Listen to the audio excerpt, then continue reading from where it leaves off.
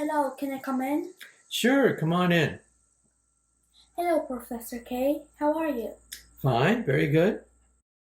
So, can you explain me how the universe was made and what happened after that? Well, every religion and every culture has a theory of where the universe came from. The ancient Egyptians, for example, some of them thought that there was basically a seed in the ocean, the Nile River, and from that seed the universe came out. And the Polynesians, some of them believed that there was a coconut in the ocean which hatched, and that created the universe.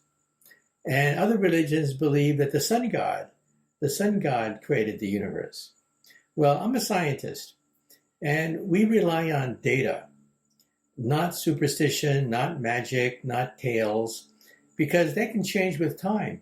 We want a theory that can be tested, a theory that is reproducible, a theory that you can really then contrast with other theories.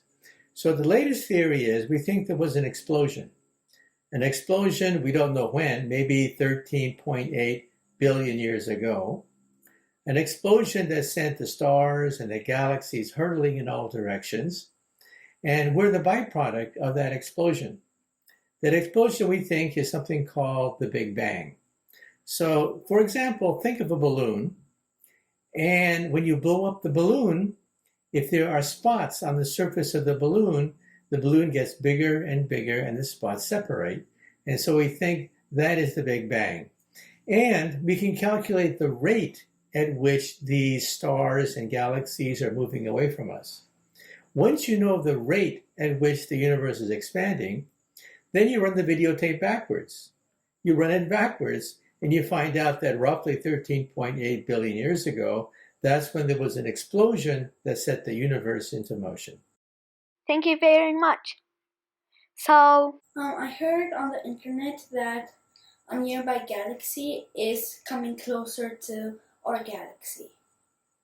Well, in the main, galaxies are moving away from each other, so they're not going to collide. However, there are anomalies, and some of these galaxies actually do collide. For example, our nearest neighbor is called Andromeda.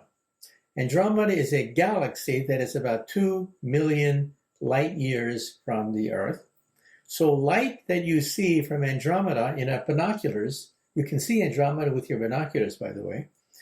Light from the galaxy Andromeda has been leaving Andromeda and then going through empty space until it reaches your binoculars for 2 million years. That's how long it takes for light to go from Andromeda to our galaxy. And Andromeda is going to collide with us. We don't know when. It may be in another 5 billion years. But yeah, we will probably collide with Andromeda. And when that happens, we think that the two galaxies will merge to create an even bigger galaxy, an elliptical galaxy. And at the very center of our galaxy, there's a black hole. At the very center of Andromeda, there's a bigger black hole. And we think the two black holes may actually merge to create a gigantic black hole, maybe 5 billion years from now. And in fact, when you look at Andromeda very carefully, and you look at the center of Andromeda, the very center, you find not one, but two things that are at the very center of Andromeda. So we think that Andromeda already ate up a smaller galaxy. So we think that it's like looking at your stomach. We think there's actually remnants of two black holes at the center of Andromeda. But when the collision happens, what will happen to the Earth? For the most part, nothing, because galaxies are basically made out of a vacuum.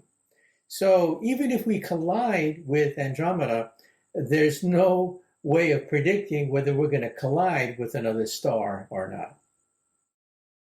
Thank you very much, Professor K. Well, it's been my pleasure. Thank you. Also, thank you for listening.